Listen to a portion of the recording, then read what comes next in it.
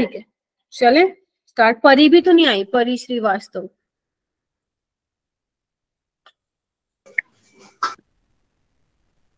चलो ठीक है, करें फिर स्टार्ट। Yes ma'am. ठीक है, ओके। तो आज का जो हमारा बेसिकली देखो टॉपिक जो रहने वाला है वो कंडक्टेंस रहने वाला है इन इलेक्ट्रोलिटिक सॉल्यूशन में। ठीक है, सॉल्यूशन में हम बात करने वाले हैं कि कंडक्टेंस कैसे कैसे रहने वाली है, किस केस में कंडक्टेंस ज्यादा होगी, मतलब केस बोले तो कि अगर मैं डाइल्यूशन कर दूंगी तो कंडक्टेंस पे क्या इफेक्ट पड़ेगा, कंसंट्रेशन बढ़ा दूं तो कंडक्टेंस पे क्या इफेक्ट पड़ेगा, स्ट्रॉन्ग इलेक्ट्रोलाइट ले लूं तो कंडक्टेंस पे क्या इफेक्ट पड़ेगा, वीक इलेक्ट्रोलाइट ले लूं तो कंडक्टेंस पे क्या इफेक्ट पड़ेगा। मतलब हमारी जो आज पूरी की पूरी कहानी है वो कंडक्टेंस के चारों तरफ घूमने वाली है। ठीक है, अभी तक हमने प्रीवियस लेक्चर में क्या डिस्कस कर लिया था, प्रीवियस लेक्चर में हमारा जो लास्ट लेक्चर था वो क्या था, नॉन स्टिक इक्वेशन क्या थी। पहले तो तुम्हारा जो बैच है वो B02, आराम से करेंगे मजे से, तुम्हारा ये लास्ट बैच होता है। ठीक है, तो मेरे को कोई टेंशन नहीं होती, आराम से करेंगे। और आज डेट क्या है बच्चे, डेट है 1 मई 2023, 5/2023। मई है, मार्च नहीं। हाँ मई है। ठीक है, 1/5/2023। ठीक है, तो हमने लास्ट जो है बच्चे नॉन स्टिक इक्वेशन पे छोड़ा था, और थोड़ा सा देख लेते हैं नॉन स्टिक इक्वेशन क्या निकल के आई थी हमारी। E cell is equal to E naught cell minus 0.059 by n log KC product by reactant. मैंने, हाँ बेटा मैम बट मैंने कहीं पढ़ा था ये, लेकिन ये तो कुछ नहीं मैम, कुछ नहीं, मुझे समझ में आ गया था। ठीक है, तो बेसिकली हम नॉन इक्वेशन क्यों पढ़ रहे थे बेटा, वो इसलिए पढ़ रहे थे कि अभी तक जो हम इलेक्ट्रोड पोटेंशियल की वैल्यूज निकाल कर आ रहे थे, जो हम, अरे इधर देखो, जो हम इलेक्ट्रोड पोटेंशियल की वैल्यू निकाल के आ रहे थे वो हम स्टैंडर्ड कंडीशंस पे निकाले थे, है ना। स्टैंडर्ड कंडीशन बोले तो कंसंट्रेशन 1 मोलर ले रहे थे, टेम्परेचर हम 298 केल्विन ले रहे थे, और जो प्रेशर ले रहे थे वो क्या ले रहे थे, हम 1 एटमॉस्फेयर ले रहे थे।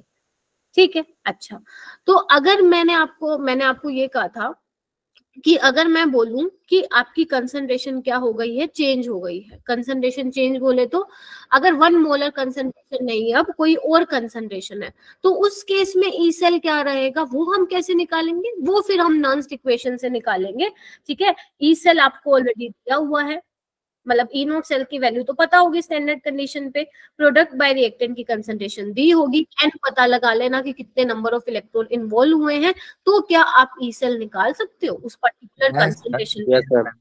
यस।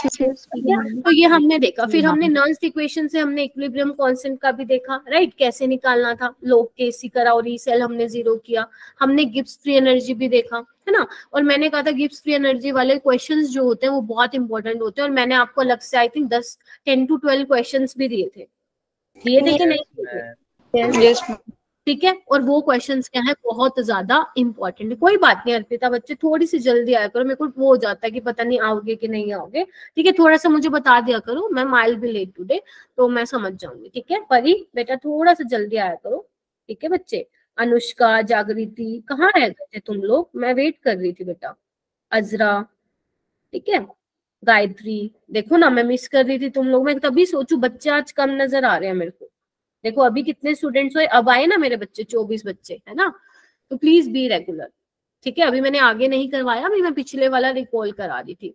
अच्छा मुझे ये बताइए बेटा, ये बताइए कि आपने मॉड्यूल के क्वेश्चंस करने स्टार्ट कर दिए इलेक्ट्रोकेमिस्ट्री के? यस मैम, कर दिए। और कैसे क्वेश्चंस, आई मीन क्या लग पा रहे हैं? मैम शुरू के स्टार्ट किए तो लग पा रहे हैं, शुरू के लग पा रहे हैं, ठीक है, मतलब धीरे धीरे आगे चलोगे, हो सकता है कि फराडे लॉ वाले छोड़ रखे हैं। हाँ, अरे वो तो मैंने इलेक्ट्रोलिसिस कराया भी नहीं है, वो मैं करा दूंगी, डोंट वरी। ठीक है, हाँ फेराडेज वाला तो थोड़ा अलग पड़ जाएगा टॉपिक, इसके बाद हम फेराडेज करेंगे, राइट। अच्छा, तो आप क्या करोगे, क्वेश्चंस लगा लगा के देखना, हो रहे हैं तो बहुत अच्छी बात है, नहीं हो रहे हैं तो मुझे प्लीज बताना, क्योंकि मैंने मॉड्यूल में क्वेश्चन सिर्फ ऊपर ऊपर से नजर मारे थे, तो मुझे सही लग रहे थे कि बच्चा कर लेगा, बट अगर फिर भी हो सकता है कि ऐसा तो नहीं है कि 100% ही क्वेश्चन सोल्व कर लोगे, हो सकता है कि कुछ क्वेश्चंस आपसे ना हो रहे हो, तो प्लीज ग्रुप में डिस्कस किया करो आप लोग। और जो वो वाला क्वेश्चन था प्रियांशु एंड साक्षी, जो तुम मनीषा बता रहे थे कि मैम वो हमारा आंसर मैम आ गया था, उसका आंसर मेरा मैम बाद में कहा मैंने वही आया था। आ गया, चलो आ गया था। ठीक है, फिर ठीक है, बढ़िया। तो ऐसे ऐसे कोई, अब जैसे एक तुम्हारा ना उसमें टेस्ट में आया हुआ था हैंडबुक वाला क्वेश्चन। अरे मैम वो तो मैंने छोड़ दिया था मैम, क्वेश्चन लास्ट वाला समझ में ही नहीं आया होगा कई बच्चों को, तो वो नहीं आया मैम समझ में। ठीक है, तो लेकिन मैम स्किप कर दिया था मैंने उसको। हाँ मैम सही, मैंने भी स्किप कर दिया। समझ में नहीं आया तो अच्छी बात है, स्किप कर दिया। लेकिन ये मैं क्वेश्चन, तो इस पे आखिरी पे गया था, आलस आ रहा था मुझे पढ़ने में। ये देखो नालायक है। ठीक है, सुनो, ये वाला क्वेश्चन ना बहुत इंपॉर्टेंट था। इस पे अलग से ना ये जो क्वेश्चन था वो मैं आपको आज पीडीएफ भेजूंगी ना रात में, तो इस क्वेश्चन को अपने नोट्स में ही लिख लोगे। समझ रहे हो सारे बच्चे? इसमें बेसिकली आइडियल गैस इक्वेशन लगनी थी आपकी, PV is equal to NRT. आपको नंबर ऑफ मोल्स निकालने थे, आपको आरटी पीवी सब कुछ दिया हुआ था। समझ रहे हो बच्चा? तो ये वाला क्वेश्चन बहुत इंपॉर्टेंट था। आप क्या करेंगे, इस क्वेश्चन को अपने नोट्स में नोट डाउन करके उसका पूरा सोल्यूशन लिखो। तो निकाल लिए थे इसके ऐसे, पर इसके आगे क्या करना था वो नहीं समझ आया। कोई बात नहीं मनोज बेटा, थोड़ा सा जल्दी आया करो। आप लोग ऐसे सॉरी बोलते मुझे भी अच्छा नहीं लगता है, ठीक है। मैं आप लोगों के लिए रुकी हुई थी क्योंकि मुझे पता है मेरी क्लास में 26 अराउंड स्टूडेंट्स आते हैं, मुझे पता है ये वाली बात। तो प्लीज थोड़ा सा जल्दी आया करो। बाकी अभी मैंने स्टार्ट नहीं करा, अभी मैं पिछले वाला रिकॉल कर रही थी। तो ये मैं मान के चलूं, नॉन इक्वेशन कंसंट्रेशन सेल आप लोगों को क्लियर हो गया बेटा? Yes ma'am. ठीक है, मैम तो आप 15 सवाल निकाले थे इसके। बहुत अच्छी बात है, वेरी गुड। ऐसे ही सारे निकालो, 15-15, 20-20 करके भी निकालोगे, पूरा खत्म हो जाएगा। अच्छा तुम ये बताओ, मेरी राइटिंग वाइटिंग तो समझ में आ जाती है ना सबको? जो पीडीएफ भेजते हो उसमें थोड़ी बहुत नहीं समझ आती। क्या हुआ? मैम हमारी तो इससे भी गई थी राइटिंग में। क्या बोल रहे हो गायत्री? मैम हमारी तो इससे भी बेकार राइटिंग है, इसलिए समझ में आ जाती है। इससे भी बेकार मतलब मेरी बेकार है क्या? नो मैम सही है। नो आपकी अच्छी है। अच्छा फिर ठीक है। अरे यार चलो कोई बात नहीं, मजाक कर रही थी मैं। मुझे पता आ रही होगी समझ में, क्योंकि एक नोटबुक में लिखना है ना, एक इस पे पेन टैबलेट पे लिखना थोड़ा सा डिफरेंस होता है। बट हाँ आ रही होगी। ये तो बहुत सुंदर भी लिखा हुआ, मैंने ऐसे नहीं बोलना अभी, ठीक है। यस मैम सुंदर है ये। चलो मैम आज ना केमिस्ट्री वाली मैम ने सोल्ट को साल्ट बोल दिया तो सारे बच्चे हंसने लगे थे। हंसने की क्या बात है? साल्ट ही बोलते हैं मैम, उसे ज्यादा साल्ट ही बोलते हैं। अच्छा बस शांति, चुप रहो, शांति बनाए रखिए। मेरी क्लास में 27 स्टूडेंट्स आ चुके हैं, ठीक है। देख लो 27 स्टूडेंट की स्ट्रेंथ होती है, ठीक है। तो जल्दी आया करो, ठीक है। चलो समझने की कोशिश करते हैं। आज का टॉपिक क्या है बच्चा हमारा? कंडक्टेंस इन इलेक्ट्रोलिटिक सॉल्यूशन। मक्खन की तरह ये टॉपिक करेंगे और इसके कल क्वेश्चन की प्रैक्टिस करेंगे। क्लियर है? चलो आओ, आज हम जितना पढ़ सकते हैं, आज हम जितना पढ़ सकते हैं, आज हम जितने फॉर्मूले लिख सकते हैं, जितनी उनकी यूनिट सीख सकते हैं, आज हम वो सीखेंगे। जितना कंसेप्चुअल वाला पार्ट होगा वो सारा आज हम इस क्लास में सीखेंगे।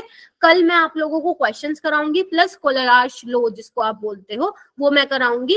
एंड इस वाले टॉपिक को वाइंड अप करके करेंगे। देन हम इलेक्ट्रोलिसिस पे मूव करेंगे फिर थर्सडे वाली क्लास में, ठीक है। चलिए आ जाओ। हाँ कप्पा आने वाला है। बहुत प्यार है तुम लोगों को कप्पा से, आएगा धीरे धीरे आएगा। तो क्योंकि हम बच्चे कंडक्टेंस पढ़ने वाले हैं, तो क्या हम पहले कंडक्टर के बारे में ना पढ़ ले, थोड़ा सा फिजिक्स भी देख ले। नहीं तो फिजिक्स सोचेगी कि मेरे बारे में तो जिक्र नहीं किया बच्चों ने, ठीक है। मेरे बारे में तो जिक्र नहीं किया। कंडक्टर बेसिकली आपके दिमाग में, फिजिक्स में अभी तक आई थिंक आप कंडक्टर इंसुलेटर बहुत अच्छे से देख रहे हो। तो जिससे भी मैं पूछूंगी वंशिका, आपके माइंड में अगर मैं वर्ड बोलती हूँ, एक आपको वर्ड बोलती हूँ कंडक्टर, तो आपके माइंड में क्या चीज घूमती है? What do you mean by conductor? Ma'am conductor means ma'am उसका करंट का जो फ्लो है वो इजीली हो जाएगा। अच्छा, मतलब मैं ये बोल सकती हूँ मोटा मोटी कि अगर वो अपने अंदर से इलेक्ट्रिक करंट को पास करने देता है वो, तो आप उसको बोलोगे कंडक्टर। Yes ma'am. अगर वो करंट किसी तरह का अलाउ नहीं करता अपने अंदर से, तो आप उसको बोलते हो इंसुलेटर, ठीक है। यही सिंपल आप पढ़ते हो फिजिक्स में पढ़ते हो, और मैं आपको फिजिक्स में लेके नहीं जा रही हूँ क्योंकि कंडक्टेंस पे हम basically very good, any substance which allow current through itself, ठीक है। मैंने क्या लिखा हुआ है? The substance which allow the electric current to pass through them are called conductor, and substance which do not जो अलाउ नहीं करता है इलेक्ट्रिक करंट को अपने वो अंदर से, इंसुलेटर को हम बोलते हैं नॉन कंडक्टर और insulator. Current insulator current pass होना किस पे डिपेंड करता है? कोई सब्सटेंस इलेक्ट्रिक करंट अलाउ करेगा अपने अंदर से, आप उसको कंडक्टर बोल रहे हो। तो ये कौन कौन से फैक्टर पे रिस्पॉन्सिबल होगा? मैम मटेरियल पे मटेरियल पे होता है। बस ये ध्यान रखना, कोई भी आपका चार्ज पार्टिकल होगा, ध्यान से सुन लो, चार्ज पार्टिकल अगर आपका है, इलेक्ट्रॉन है या आपके आयंस हैं, इलेक्ट्रॉन है या आपके आयंस हैं, अगर वो मूव करेंगे, अगर वो मस्ती से मूव करेंगे तो वहां पे करंट फ्लो होगा, अदरवाइज फ्लो नहीं होगा। तो यानी कि इलेक्ट्रॉन और आयंस की मूवमेंट पे डिपेंड करता है कि इलेक्ट्रिक करंट वहां से पास होगा या नहीं होगा।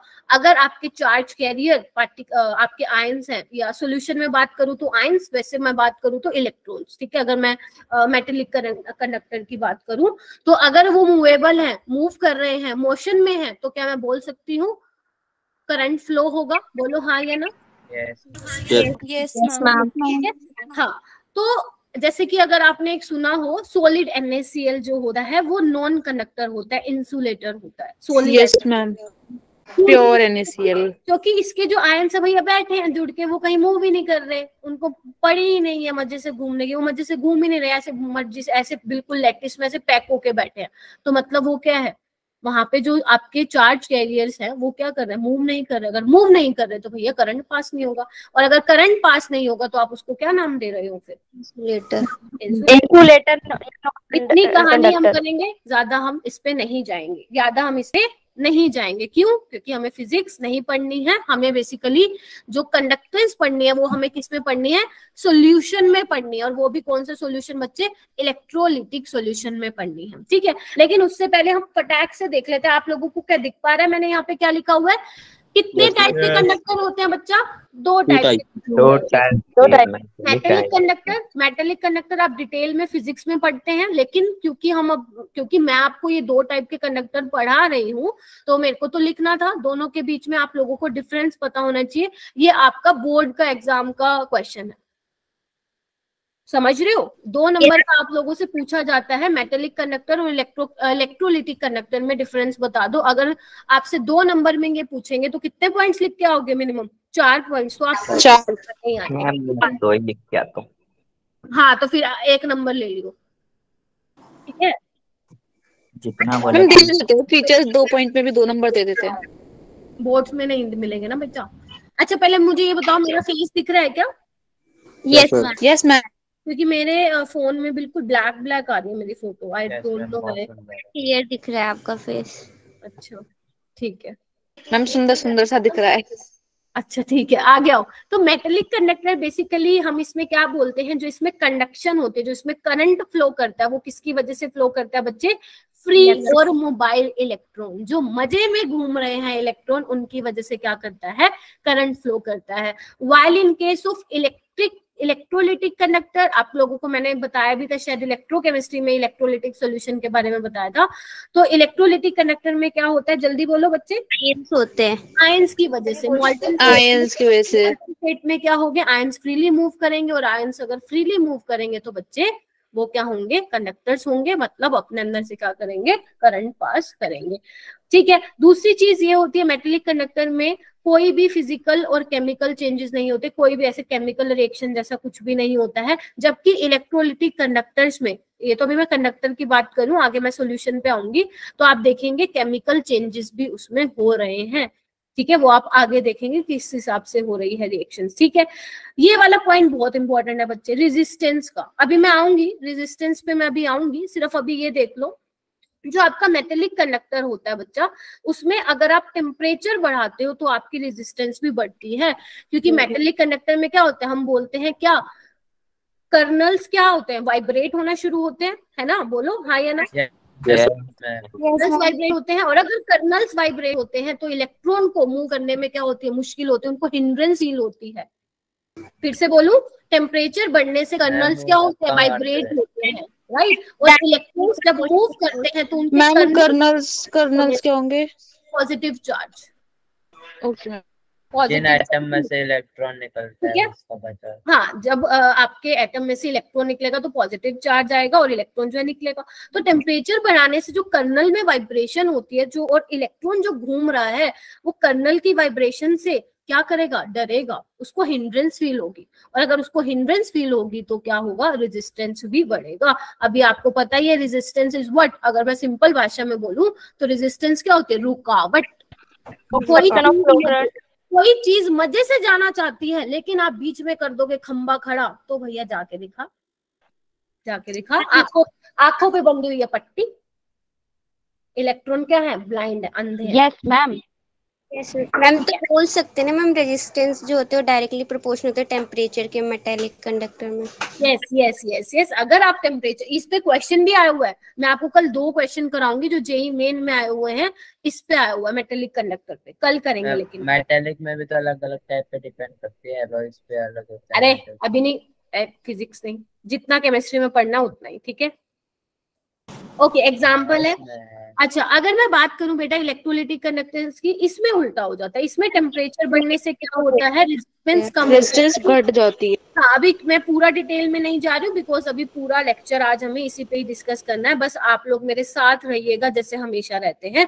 एग्जाम्पल आप लोगों को पता होने चाहिए। इलेक्ट्रोलिटिक कंडक्टर में वाटर, NaCl, सिल्वर नाइट्रेट, और मेटेलिक कंडक्टर में आप लोगों को एग्जाम्पल जो है पता होना चाहिए, ठीक है। अच्छा, ठीक है। उसके बाद मैं आप लोगों को यहाँ पे बताने वाली हूँ, लिखो बच्चे, फैक्टर्स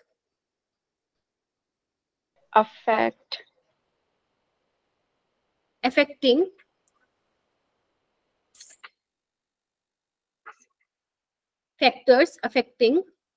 कंडक्टेंस। इसके ऊपर ना एक बार क्वेश्चन आया हुआ नीट और जेई में, तो ये बताना जरूरी है। फैक्टर्स अफेक्टिंग कंडक्टेंस इन इलेक्ट्रोलिटिक सॉल्यूशन, क्योंकि हम बात किसकी करने वाले हैं पूरे लेक्चर में, कोई मुझे बताएगा? कंडक्टर की बात नहीं करने वाले हम, सॉल्यूशन में हम आयंस की बात करने वाले। मैं बार बार बोलूंगी आयंस की मूवमेंट, आयंस फ्रीली मूव कर रहे हैं या नहीं कर रहे, है ना, कंसंट्रेशन, डाइल्यूशन, तो ये वाली टर्म्स में फ्रिक्वेंटली यूज करने वाली हूँ, तो मैं इसलिए आपको उस साइड पे अब लेके जा रही हूँ, ठीक है। तो फैक्टर्स अफेक्टिंग कंडक्टेंस इन इलेक्ट्रोलिटिक सॉल्यूशन, आपको ये पता है बच्चे कंडक्टेंस का मतलब क्या है, इजीली, हाँ, इसमें जो है करंट फ्लो करता है। तो कौन कौन से फैक्टर है बच्चे, जो सबसे पहला फैक्टर है वो है नेचर ऑफ इलेक्ट्रोलाइट। ये क्वेश्चन आया हुआ है एक बार, आप लोगों के बोर्ड्स में भी आया हुआ है 3 नंबर में, आप लोगों के नीट में भी यहाँ से क्वेश्चन पूछा गया हुआ है। क्या क्वेश्चन पूछा गया है वो मैं भी आपको बताऊंगी, ठीक है। ओके, तो सबसे पहला है बच्चे नेचर, कर्सर फिर आ गया, पिछली क्लास में तो नहीं आया था और आज मैंने हटाया भी है सुबह बैठ के इसको। सबसे मैम ये हमारी क्लास में ही आ जाता है, लेकिन बोला नहीं था। नहीं 11th वाली क्लास में देखो, मैंने आज हटा भी दिया बेटा। मैम इसे से ही दुश्मनी, हमारी क्लास में ही आ जाता है ये। अभी भी आ रहा है क्या? मैम डबल तो आ रहा है पर एक नीचे है, पढ़ा दीजिए। चलो कोई नहीं, नीचे रहने दो उसको, ठीक है। हाँ, तो मैं क्या बोल रही थी बच्चे, पहला जो फैक्टर है वो क्या है, नेचर ऑफ इलेक्ट्रोलाइट। अब आपको पता है आपके पास 2 इलेक्ट्रोलाइट होते हैं, कौन से इलेक्ट्रोलाइट होते हैं, एक तो स्ट्रॉन्ग इलेक्ट्रोलाइट, वीक इलेक्ट्रोलाइट होते हैं, ठीक है। स्ट्रॉन्ग इलेक्ट्रोलाइट क्या होते हैं बच्चे, स्ट्रॉन्ग इलेक्ट्रोलाइट क्या होते हैं, जिनका हम क्या बोलते हैं, कंप्लीटली डिसोसिएट हो जाते हैं, highly decomposable into its ions, ये लिख सकती हूँ, ठीक है। और इसमें क्या लिख सकती हूँ, decomposable to a lesser extent, बोलो, लिख सकती हूँ, अर्पिता लिख सकती हूँ? Yes ma'am. Very good, Arpita ने इस बार मेरे को मार्क्स नहीं बताए अपने, है ना। तो हम 240 में से मैम 240। ये देखो, इसको गुंजन को, चुप रह बेटा, सुन ले यहाँ पे ध्यान से, ठीक है। तो स्ट्रॉन्ग इलेक्ट्रोलाइट आप क्या बोलते हो, जो हाईली डिकम्पोजेबल है, मतलब बेसिकली क्या है, जिनका डिसोसिएशन जो मैक्सिमम से मैक्सिमम हो सके। 100% तो कोई डिसोसिएट हो ये कम ही होता है, 99% हाँ आप मान सकते हो, 100% कोई डिसोसिएट हो तो थोड़ा बहुत हल्का फुल्का रह जाता है। लेकिन हम जनरली जब मैं यहाँ पे स्ट्रॉन्ग इलेक्ट्रोलाइट की बात करूंगी तो मैं बोलूंगी स्ट्रॉन्ग इलेक्ट्रोलाइट वो इलेक्ट्रोलाइट होते हैं जो पूरे के पूरे क्या हो जाए बच्चे, डिसोसिएट। जैसे एग्जाम्पल बोले तो आपका NaCl, आपका NaCl किसमें टूटेगा, Na+ और Cl नेगेटिव, Cl। ठीक है। और क्या स्ट्रॉन्ग एसिड HCl किसमें टूटेगा बच्चा, Cl माइनस में टूटेगा, ठीक है। और NaOH इसमें टूटेगा मैम KCl। हाँ KCl भी स्ट्रॉन्ग है, NaCl भी स्ट्रॉन्ग है, NaOH भी स्ट्रॉन्ग है, KOH भी स्ट्रॉन्ग है। तो ये क्या करेंगे, नियरली ये लगा लो 100, नियरली वर्ड इज बेटर है ना, ये वाला जो वर्ड है यूज करना वो ज्यादा बेटर रहेगा कि नियरली क्या होंगे, 100% क्या होंगे, डिसोसिएट होंगे। बोलो हाँ या ना। और मुझे बताओ अभी मैंने कहा था करंट के लिए, करंट फ्लो होने के लिए कौन सी चीज रिस्पॉन्सिबल है, आयंस का मूव होना, जो है movement of ions is the necessary condition for the following क्या, flowing current in electrolytic solution. और आपको पता है डिसोसिएशन होने का मतलब क्या है, जल्दी बोलिए, नंबर ऑफ आयंस बढ़ेंगे, और अगर नंबर ऑफ आयंस बढ़ेंगे तो कंडक्टेंस भी क्या होगी बच्चा पार्टी, बढ़ेगी, increase. Is that clear? Okay. And what about weak electrolyte? Ma'am weak electrode तो बड़े मरे मरे से होते हैं, बिल्कुल भी डिसोसिएशन नहीं करवाते हैं। जैसे सबसे अच्छा एग्जांपल आप लोग पढ़ के आते हो इक्विलिब्रियम वाले चैप्टर में, एसिटिक एसिड। Yes ma'am. आप देखो ये वाला रिवर्सिबल वाला साइन लगा दो, क्यों? क्योंकि आप इसको डिसोसिएट तो करवाते हो, अगर इसके 100 मान लो 100 इसके पार्टिकल्स हैं CH3COH के, तो सिर्फ भैया 10% ही डिसोसिएट होंगे, 90% वो क्या रहेंगे, अनडिसोसिएटेड फॉर्म में एज इट इज रहेंगे। It means in case of weak electrolyte जो नंबर ऑफ आयंस है सॉल्यूशन में जाने के बाद वो हमें क्या मिले, कम मिले।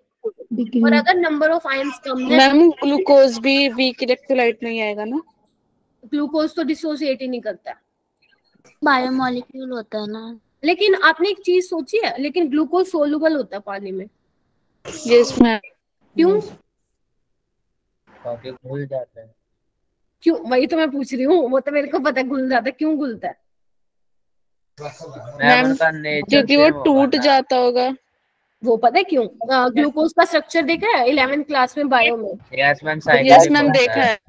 ये होता है ना उसमें HOH करके लगा तो हम कार्बोहाइड्रेट में दोबारा पढ़ेंगे। तो पानी में भी क्या होता है, H2O होता है, इसमें भी भैया HOH है। मैम हाइड्रोजन बॉन्डिंग की वजह से। Yes due to hydrogen bonding आपका जो ग्लूकोज है वो पानी में डिसोल्व हो जाता है। चलो आज हमारी वाली बात पे क्या बोल रही थी मैं, कि जो एसिटिक एसिड है अगर मान लो मैं उसके 100 पार्टिकल लेके जा रही हूँ तो भैया 10 ही डिसोसिएट होंगे, 10 ही डिसोसिएट होंगे, बाकी 90% अनडिसोसिएटेड फॉर्म में रह जाएंगे, यानी कि नंबर ऑफ आयंस मुझे सॉल्यूशन में इतने नहीं मिले हैं in case of weak electrolyte.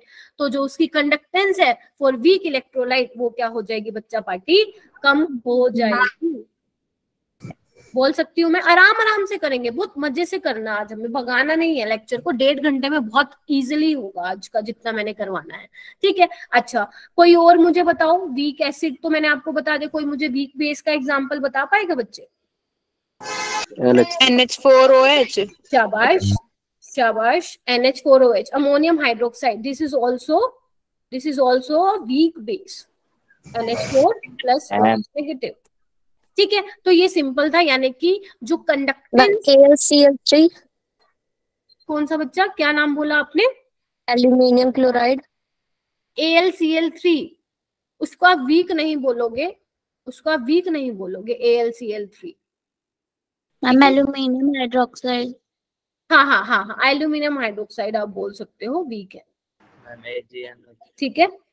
हाँ काफी सारे, मेनली जो मेन है होते तो ये हो गया, एक ये भी तो होता है फेरिक हाइड्रोक्साइड, ये भी वीक होता है आप लोगों का। बहुत सारे कर्जन आ गए, मैम फिर से। अच्छा ठीक है, आप लोगों मैं कर लेती हूँ। ठीक, आपको क्या ध्यान रखना है, आपको ये ध्यान रखना है अगर मेरे पास वीक इलेक्ट्रोलाइट है तो मतलब क्या होगा, क्या होगा, डिसोसिएशन कम होगा, और अगर डिसोसिएशन कम होगा तो कंडक्टेंस भी क्या होगी, कम होगी। देखने को तो पता नहीं कितने मिल जाएंगे, अभी एक गूगल पे सर्च मारोगे पता नहीं 15-20 इकट्ठे हो जाएंगे नाम, ठीक है, लेकिन हमें उस पे नहीं जाना अभी। ठीक है जी, चलो आगे चले।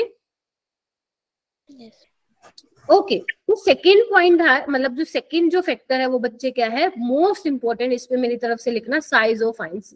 ये वाले जो क्वेश्चंस है वो अब आने लग गए हैं।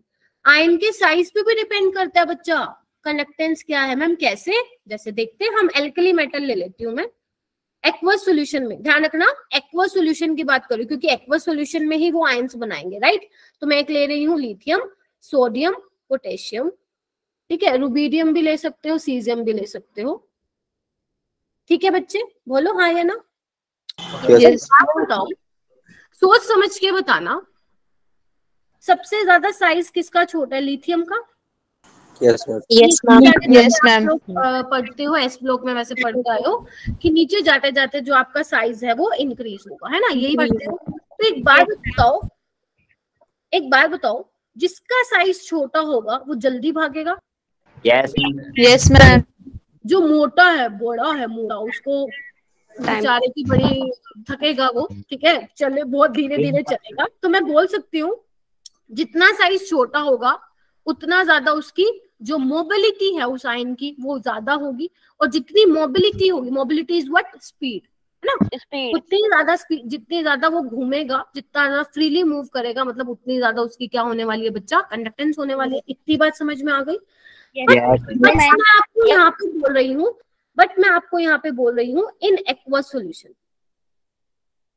एक्वस सॉल्यूशन मतलब क्या होगा, समझ रहे हो। सॉल्यूशन में क्या है, पानी आ गया बेटा, पानी बोले तो उल्टे हो जाते हैं ना साइज। वेरी गुड, पानी बोले तो बच्चे, पानी बोले तो वाटर, हाइड्रेटेड हो जाता है।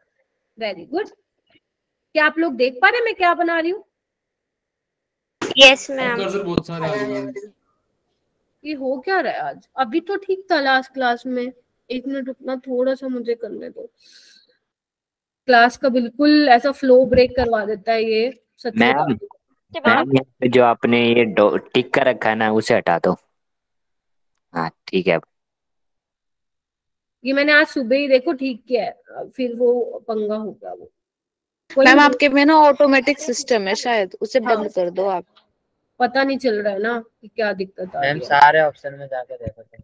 हाँ, डिफॉल्ट सेटिंग में जाओ मैम, डिफॉल्ट सेटिंग। अरे रुक जाओ, ठीक है, अब देखना, अभी नहीं आएगा। यस मैम, अब नहीं आ रहा है। चलो कोई बात नहीं, इससे पहले किया है, हम बहुत सारा पढ़ लेते हैं। चलो ठीक है, तो यानी कि एक बात देखो, जिसका साइज छोटा है उसके चारों तरफ पानी के मॉलिक्यूल्स ज्यादा होंगे, बोलो हाँ या ना। Yes ma'am. जिसका साइज छोटा है पानी के मॉलिक्यूल्स ज्यादा उसकी तरफ आके भैया अट्रैक्ट करेंगे, चिपकेंगे। और आपको पता है जब पानी के मॉलिक्यूल्स आके चिपकते हैं तो एनर्जी रिलीज होती है, उस एनर्जी को हम बोलते हैं हाइड्रेशन एनर्जी, है ना। लेकिन साइज जैसे जैसे बड़ा होता जाएगा तो उसको क्या होगा, कम जो है वाटर के मॉलिक्यूल्स जो है उस पे चिपकेंगे। यानी कि क्या मैं बोल सकती हूँ, लिखो मेरे साथ साथ, smaller the size of ion,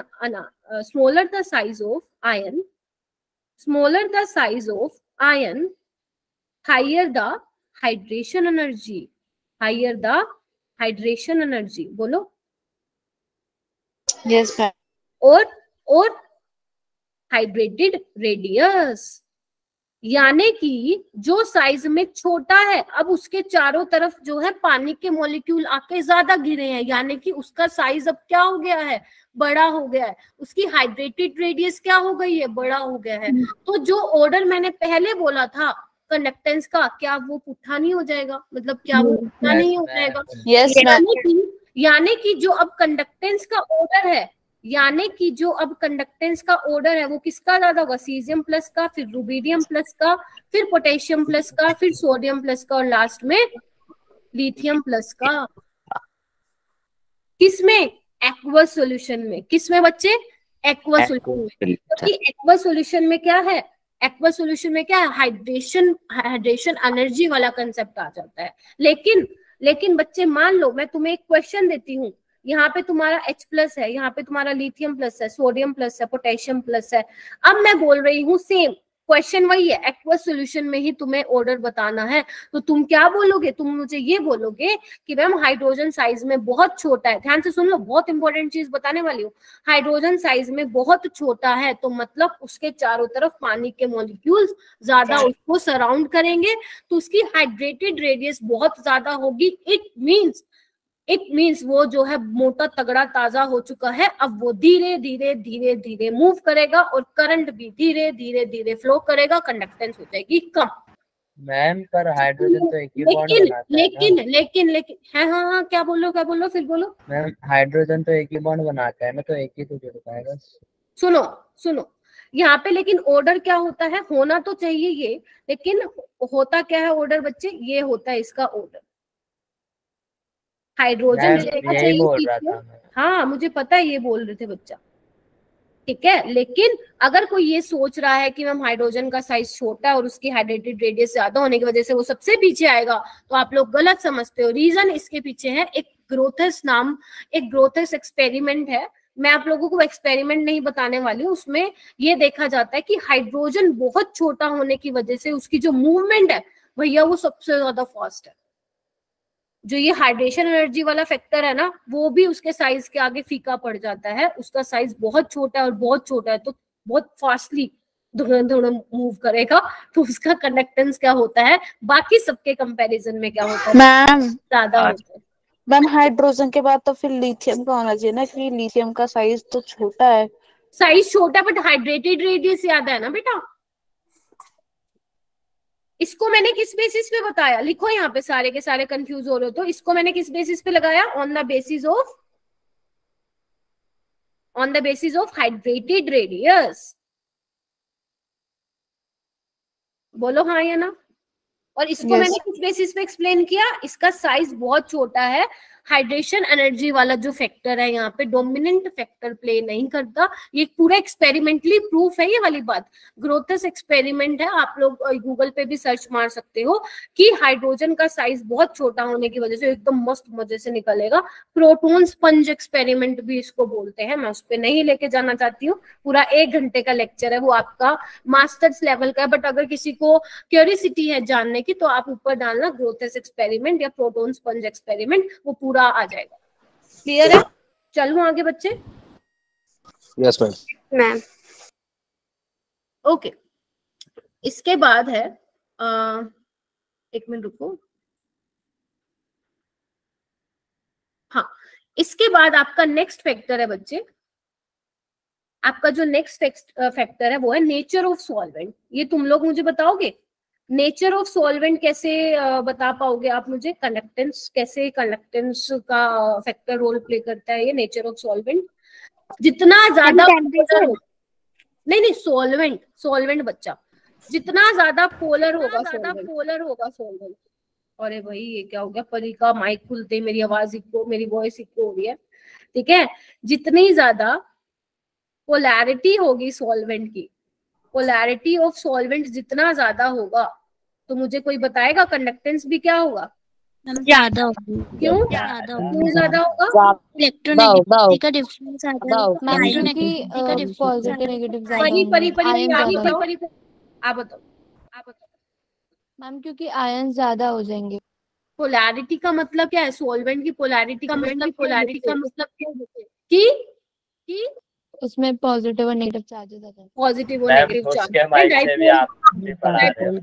dipole जो है वो क्रिएट हो गए हैं, ठीक है। पोलैरिटी डेवलप हो गई, और पोलैरिटी डेवलप हो रही है। अगर मान लो मैं कोई ऐसा पोलर सॉल्वेंट ले रही हूँ और अगर आप उसको पानी में डाल रहे हो तो उसके चार्जेस क्या करेंगे, पानी के साथ क्या करेंगे, अट्रैक्ट करेंगे, क्योंकि आपको पता है पानी भी क्या है, डाइपोल की तरह बिहेव करता है, partially negative and partially positive. तो अगर आप पोलर सॉल्वेंट ले रहे हो तो उसमें क्या होगा, आपका कंडक्टेंस भी बढ़ेगा। 4th पॉइंट क्या है बच्चा इसका, 4th पॉइंट इसका आता है मैम विस्कोसिटी भी तो करेगा फिर। हाँ मैं इस पे भी बता रही हूँ, रुक जाओ आ रही हूँ। कंसंट्रेशन ऑफ सॉल्यूशन क्या कहता है, अगर मान लो आपका सॉल्यूशन कंसंट्रेटेड है, हाँ मनीषा बोल बेटा, मैम एक बार और बता दो नेचर ऑफ सॉल्वेंट का। देखो नेचर ऑफ सॉल्वेंट कैसे डिपेंड करता है। नेचर ऑफ सॉल्वेंट आपका अगर पोलर है बच्चा, सॉल्वेंट पोलर का मतलब क्या होगा, डाइपोल क्रिएट होगा due to electronegativity difference, partially negative and partially positive, ठीक है। और अगर आप वो पानी में पानी ले रहे हो सॉल्वेंट, तो क्या होगा, उसकी वजह से आयंस बनेंगे, डाइपोल्स क्रिएट होंगे, जिसकी वजह से क्या होगा, कंडक्टेंस बढ़ेगा ना, पोलैरिटी ऑफ सॉल्वेंट। अगर आप दो पोलर पोलर सॉल्वेंट ले रहे हो तो बताओ होगा क्या। Like dissolves like. हाँ जी बेटे बोलो। Like dissolves like. हाँ सिंपल, लाइक डिसॉल्व लाइक वाला सीन है यहाँ पे, ठीक है। अच्छा, उसके बाद है कंसंट्रेशन ऑफ सॉल्यूशन का क्या बोलो तो।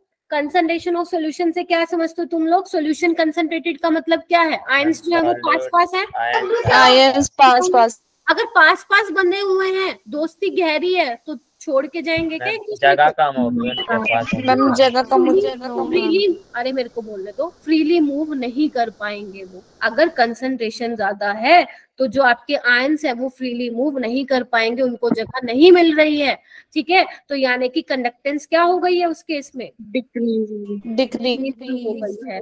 लेकिन अगर मैं बोलूं आपका सॉल्यूशन लेस कंसंट्रेटेड है, इट मींस आपने क्या है उसमें और पानी मिला दिया, तो पानी मिलाने से क्या होगा, आयंस दूर दूर भागेंगे। अब जो आयंस के बीच में कंसंट्रेटेड सॉल्यूशन होने की वजह से जो उनके बीच फोर्स ऑफ अट्रैक्शन बहुत स्ट्रॉन्ग था, डाइल्यूशन होने पे हुआ क्या, क्या भूत आ गया क्या अंदर, नहीं, आपने पानी डाला, आपने पानी डाला। और आपको पता है पानी, मेरे को बोलने दो प्लीज, लेट मी कंप्लीट। आपने जब पानी डाला, यू नो कि पानी का जो डाइलेक्ट्रिक कांस्टेंट होता है वो कितना होता है, 80 होता है। डाइलेक्ट्रिक कांस्टेंट 80 होने का क्या मतलब है कि इस सॉल्वेंट में कितनी ताकत है आयंस के फोर्स ऑफ अट्रैक्शन को वीक करने की। जितना ज्यादा, बोलो, जितना ज्यादा डाइलेक्ट्रिक कांस्टेंट, उतना ज्यादा उसमें क्या होगी, ताकत होगी दूसरे वाले आयंस के बीच में जो फोर्स ऑफ अट्रैक्शन है उसको वीक करने की। बोलो हाँ या ना। तो अगर आप डाइल्यूशन कर रहे हो तो मतलब क्या हो रहा है, आपका कंडक्टेंस भी बढ़ रहा है। बोल सकती हूँ मैं ये वाली बात, दीपक जी बोल सकती हूँ? यस मैम बिल्कुल बोल सकती हूँ। ठीक है, अच्छा लगता है मेरे को आप लोग बोलते हो, बट वो होता है ना थोड़ा थोड़ा, हो सकता है कि कुछ बातें में मेरे दिमाग मैम ये फिर पूरे ही फ्लो में चले जाते हैं बोलने में, आपको बोलने ही नहीं देते। हाँ मेरे को बोलने नहीं देते हो, तो मेरे माइंड में जो जो एक्स्ट्रा चीजें मैं बता नहीं पाती हूँ। चलो ठीक है। उसके बाद बच्चे 5th पॉइंट आता है टेम्परेचर का। टेम्परेचर बोले तो अभी मैंने बता दिया, टेम्परेचर बढ़ेगा तो कंडक्टेंस भी क्या होगा, बढ़ेगा। टेम्परेचर बढ़ने से भी क्या होता है, आयंस जो है दूर दूर भागेंगे, तो उस केस में आपका कंडक्टेंस भी बढ़ेगा। अभी एक स्टूडेंट कह रही थी मैम विस्कोसिटी, बिल्कुल ठीक है। विस्कोसिटी का मतलब क्या होता है, गाढ़ापन, है ना। अगर विस्कोसिटी ज्यादा होगी तो क्या होगा, कम होगी, कंडक्टेंस कम हो जाएगी। कंडक्टेंस कम हो जाएगा। जैसे एक आपके पास हनी है और एक आपके पास क्या है बच्चा, एक आपके पास पानी है, तो बताओ किसकी विस्कोसिटी ज्यादा होगी, हनी की ज्यादा होगी। हाँ हनी की क्या होगी, ज्यादा होगी, क्योंकि जो उसकी फ्लो करने की टेंडेंसी है एज कंपेयर टू पानी वो कम है, क्योंकि गाढ़ा है वो। इतनी देर में उसकी एक बूंद टपेगी, इतने में भैया पूरा पानी का डब्बा खत्म हो जाएगा, ठीक है। तो कंडक्टेंस क्या होगी, विस्कोसिटी बढ़ने से कम होगी। सुंदुस बेटा लेट कैसे हो गई आज? मैम मैं तो आई थी, आपने देखा है? हम देखा कि बच्चे भाग गए क्लास से। ओके एक मिनट रुक जाओ मैम मैं तो 30 पर ही आई थी। अच्छा ठीक है ओके हाँ मैंने आई थिंक देखा नहीं होगा। ओके उसके बाद करें स्टार्ट, आगे हम क्या पढ़ने वाले हैं, चलो ये ओके। ये मैं ऑलरेडी आपको बता चुकी हूँ, फैक्टर मैं बता चुकी हूँ, ये मैं ऑलरेडी डिस्कस कर चुकी हूँ, एक बार आप लोग देख सकते हैं। स्ट्रॉन्ग इलेक्ट्रोलाइट, वीक इलेक्ट्रोलाइट, क्या मैं आपको बता चुकी हूँ बच्चे? Yes ma'am. ठीक है, थोड़ा सा फील आ रहा होगा। उसके बाद हम चलते हैं थोड़ा सा रेजिस्टेंस पे, क्योंकि कंडक्टेंस पढ़ने से, वैसे तो मैंने आपको कंडक्टेंस बता ही दिया, उसके फैक्टर मैंने पहले बता दिया आप लोगों को, लेकिन उसको मैंने अच्छे से एक्सप्लेन नहीं किया अभी, क्योंकि मैं उसको अच्छे से एक्सप्लेन करूंगी आगे जाके जब हम लोग काफी सारी चीजें पढ़ लेंगे, ठीक है। मोटा मोटी बात मैंने आप लोग, हाँ कापा आने वाला है, बी रेडी। सारे अपनी नोटबुक लेके बैठेंगे, जो जो फॉर्मूले मैं लिखवाऊंगी वो फॉर्मूले लिखेंगे। अब क्वेश्चन नीट में कैसे आने लग गया, यूनिट पे भी क्वेश्चन आने लग गया। मैं अभी आप लोगों को क्वेश्चन भी करवाऊंगी, आप लोगों को वो दे रखे होंगे, रेजिस्टेंस, कंडक्टेंस वगैरह, कापा वगैरह, साथ में उनकी यूनिट दे रखी होगी, आपको मैच करना है। तो ऐसे क्वेश्चन भी जो है नीट में बहुत ज्यादा फ्रिक्वेंटली पूछे जा रहे हैं। व्हाट इज कप्पा, अभी बताती हूँ बेटा, ठीक है, यू हैव टू वेट, है ना। ओके, सबसे पहले हम थोड़ा सा बात कर लेते हैं रेजिस्टेंस की। मैं थोड़ा ना फील देना चाहती हूँ रेजिस्टेंस की। मेरे को मतलब एनिमेशन मिलती तो मैं डेफिनेटली यहाँ पे लगाती, बट अभी कापा पे मत आओ, ये लोग को ज्यादा पढ़े, मतलब ये पढ़ लिए हैं, गुंजन इनको आता है, लेकिन हम अपना मजे से आराम से चलेंगे। पहले ये सुन लो, पहले थोड़ा सा रेजिस्टेंस के बारे में देख लेते हैं।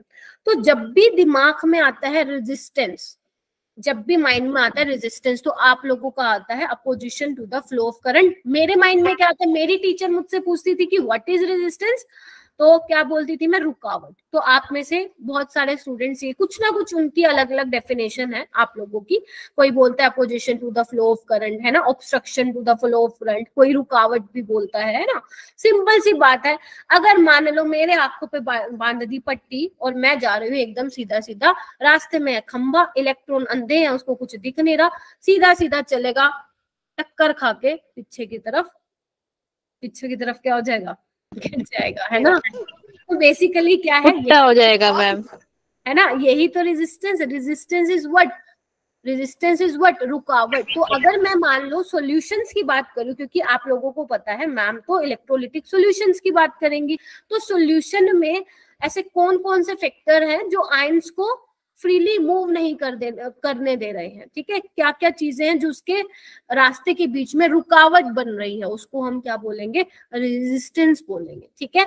ओके, तो अगर मैं बात करूं बच्चे, जैसे आप फिजिक्स में पढ़ते थे normal generally, metallic and electrolytic conductor में अगर आप रेजिस्टेंस को डिफाइन करना चाहते थे तो आप क्या बोलते थे ma'am, it is the ratio of the applied potential difference to the current following, यानी कि आई, यही लिखते थे, V is equal to I R. बच्चे yes ma'am, ma'am V is equal to I R लिखते थे। मैं फिजिक्स पे नहीं जाना चाहती, लेकिन हाँ ये फॉर्मूला काम का है।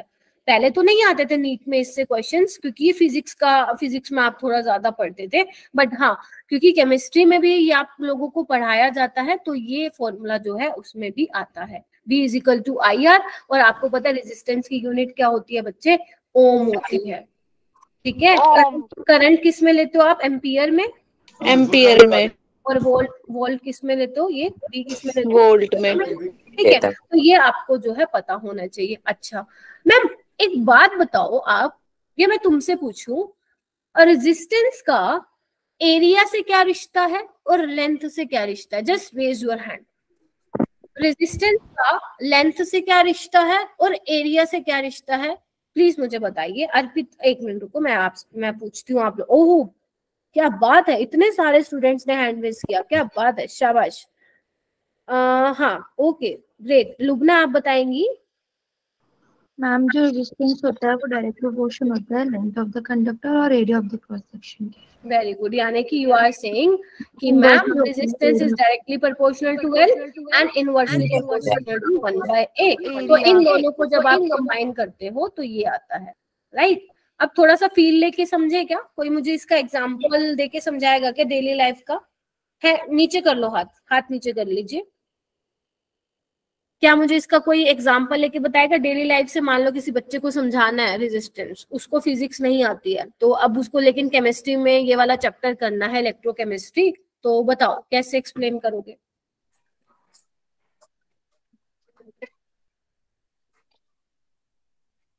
चलो ठीक है आ जाओ। होता है ना, अगर हम एक लेंथ को वायर को लंबा कर देते तो मैं जो चार्ज होता है उसको बहुत ज्यादा डिस्टेंस ट्रेवल करना। गुंजन बच्चे कैन यू रिपीट बेटा, मैंने थोड़ा सा वॉइस क्लियर नहीं आई तुम्हारी। हाँ जी मैम, अगर हम वायर की लेंथ लंबी कर देते तो मैम जो हमारा चार्ज होता है उसको ज्यादा डिस्टेंस ट्रेवल करना पड़ेगा, तो वो ज्यादा कोलाइड करेगा, तो उसको बहुत टाइम लगेगा आगे तक पहुंचने में। लेकिन अगर हम एरिया बड़ा करते तो वो स्पेस बहुत ज्यादा मिल जाएगा घूमने को, जिससे कि रेजिस्टेंस कम हो जाएगी, आराम से मूव करेगा। वेरी गुड, सुनो ध्यान से। मैम जैसे कि कोई गली हो और मैम कोई ठेले वाला हो, तो मैम जितनी लंबी गली होगी तो उसे जाने में टाइम लगेगा, और अगर एरिया छोटा होगा तो उसे जाने में दिक्कत होगी, और अगर एरिया बड़ा होगा तो उसका रेजिस्टेंस कम हो जाएगा। मैम सेम ही एग्जाम्पल हमें भी आ रहा।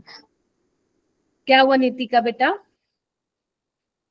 मैम इसी एग्जाम्पल से मैम ने भी सिखाया था 10th में। हाँ, इसी से ही मैं भी समझाने वाली थी कि एक तो भैया चौड़ी सड़क है ना, उसमें तुम मजे से कार चला के जा रहे हो, और एक मैंने क्या कर दिया, उसको पिचक दिया है ना, उसका एरिया कम कर दिया है। ठीक है, तो उसमें क्या आएगा, तुम्हें दिक्कत आएगी चलने में। मतलब एरिया अगर कम है तो रेजिस्टेंस क्या होगा, ज्यादा होगा। ऐसी सिंपल लेंथ में भी यही होता है कि अगर किसी का अगर कोई बहुत लंबी सड़क है, बहुत लंबी सड़क है, ठीक है, तो आपको अपने डेस्टिनेशन पे पहुंचने में टाइम लगेगा। ठीक है, एक आप शॉर्टकट से जा रहे हो तो वहां पे आपको टाइम क्या लगने वाला है, कम लगने वाला है, यानी कि रेजिस्टेंस क्या है, कम है। आई थिंक ये सभी को पता है, मुझे कुछ एक्सप्लेन करने की इसमें नीड नहीं है फालतू का। बोलो हाँ, ये मैम सबके घर Yes. ठीक है। तो अब मेरी बात सुनो। हाँ, जो इम्पोर्टेंट चीजें देखो, केमिस्ट्री में जो हमें करना है वो हमें सीखना है, बिकॉज हमें एंड में क्या करने हैं, न्यूमेरिकल सोल्व करने हैं। ठीक है, चलो। तो जब मैं प्रोपोर्शनलिटी को हटाऊंगी बच्चे, तो मैं यहाँ पे क्या लगाऊंगी, रो लगाऊंगी। ठीक है, अब ध्यान से सुनो, मुझे पता है जिसको आता है वो चुप रहिए, बस सुनते जाइए। ठीक है, आर आपको पता है क्या होता है, रेजिस्टेंस है। बहुत बढ़िया। ठीक है, मैम रो रेजिस्टिविटी होती है। रेजिस्टिविटी है।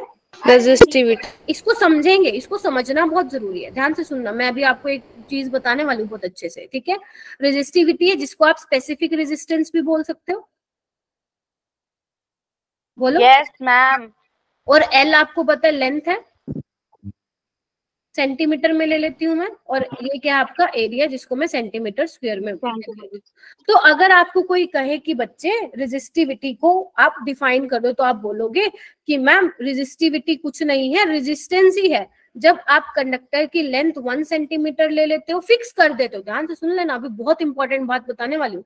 जब आप कंडक्टर की लेंथ क्या कर देते हो, फिक्स कर देते हो 1 सेंटीमीटर, और एरिया आप फिक्स कर देते हो 1 सेंटीमीटर स्क्वायर, तब जो आपका रेजिस्टिविटी है वो क्या हो जाती है, रेजिस्टेंस हो जाती है। ठीक है, तो जब मैं किसी चीज को, देखो ध्यान से सुनना, बहुत इंपॉर्टेंट चीज है। जब मैं कोई चीज जनरल बात कर रही हूँ, मतलब जैसे अगर मैं ओपनली बात कर रही हूँ, जैसे मैं बोल रही हूँ मेरी क्लास में ना तुम सारे बैठे हो और सारे के सारे ना पढ़ने में होशियार हो, सारे के सारे क्या हो। चलो मैं अब क्योंकि रेजिस्टेंस का ले रही हूँ एग्जाम्पल, तो अब सुनो, मैं बोल रही हूँ मेरी क्लास में सारे के सारे पढ़ने में क्या है, नालायक है। तो ये क्या हो गया, रेजिस्टेंस, क्योंकि नंबर लाने में अब आप जो पढ़ नहीं रहे हो वो रुकावट डाल रहा है, दिस इज रेजिस्टेंस। लेकिन अगर मैं बोल रही हूँ कि स्पेसिफिकली मैं नाम लेके बोलूँ कि गुंजन, दीपक, ये सब जो है बिल्कुल भी नहीं पढ़ते हैं, नालायक है, तो यानी कि अब मैंने स्पेसिफिक कर दिया, क्योंकि अब मैं नाम लेके चल रही हूँ, मैं ओपनली बात नहीं कर रही हूँ, तो वो क्या हो जाएगा, रेजिस्टिविटी हो जाएगा। ठीक है, समझ पा रहे हो? जब मैं किसी जनरल चीज की बात कर रही हूँ तो मतलब वो रेजिस्टेंस होगा, आगे जाके वो कंडक्टेंस भी आप लोगों को मैं पढ़ाऊंगी। लेकिन जब मैं स्पेसिफिक किसी चीज को स्पेसिफाई कर दूं तो वो क्या हो जाता है, स्पेसिफिक हो जाता है। तभी देखो नाम क्या है इसका, स्पेसिफिक रेजिस्टेंस। क्लियर है बच्चा सबको? यस। अच्छा, अब मेरी बात ध्यान से सुनो, इसकी यूनिट देखना बहुत जरूरी है। यूनिट क्या होगी बच्चे, अगर मैं रेजिस्टिविटी की यूनिट लिखूं RA/L, तो अगर मैं इसका यूनिट देखूं तो आपको पता है R की होती है ओम, इसकी सेंटीमीटर स्क्वायर और इसकी सेंटीमीटर, तो क्या हो जाएगा इसका ओम। ये आप ध्यान रखेंगे, किसकी यूनिट है बच्चे, ये रेजिस्टिविटी। ठीक है जी, मैम ये क्यों हो गए? हाँ जी, हाँ जी बेटा बोलो। अगर हमने ये लेंथ और एरिया फिक्स नहीं ली तो फिर रेजिस्टिविटी को कैसे डिफाइन करेंगे?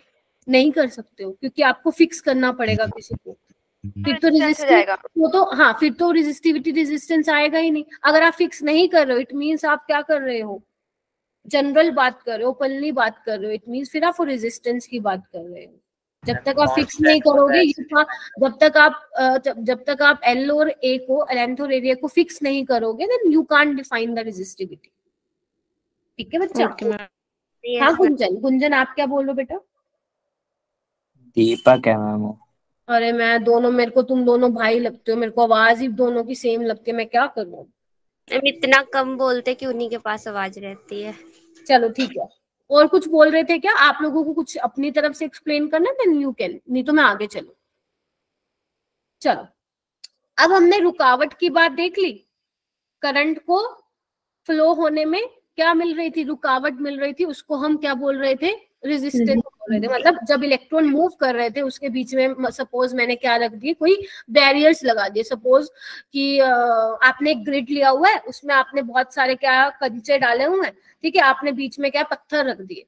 तो बेसिकली वो कंचे क्या हैं? आपके इलेक्ट्रॉन्स हैं, और बीच में जो है वो किसका काम कर रहे हैं? ऑब्स्टेकल का काम कर रहे हैं।